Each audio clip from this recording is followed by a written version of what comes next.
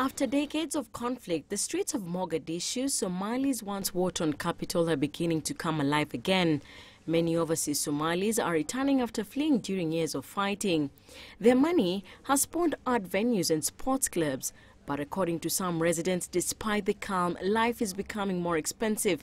Prices are being pushed up by the richer returnees.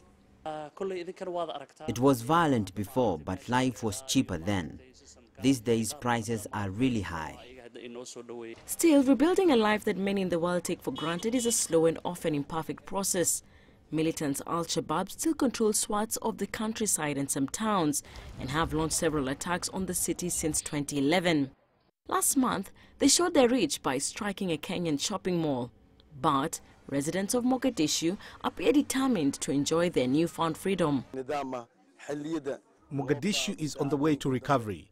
There are so many places where young men and women can chat and relax at any time, day or night, that did not exist for the last 23 years. A children's park has also been opened with a pool where children can swim and play. We did not have children's play parks in the city because of insecurity, but now we have places that our children can play and swim and even ride electric trains. Reminders of the fragility of the gains are, however, always present. A suicide bombing closed the National Theatre after it briefly reopened last year. And in June, 22 people were killed when al-Shabaab gunmen stormed a UN base in the capital. But at the newly established Mogadishu gym, al-Shabaab threats do not dampen the spirits of those seeking fitness.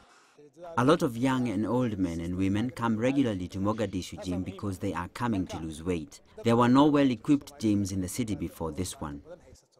While Mogadishu residents enjoy relative peace and calm, the government still has to rely on an African peacekeeping force whose control in the nation of 10 million barely extends beyond the capital. Many Somalis in the rest of the country are still waiting for the peace dividend Mogadishu enjoys.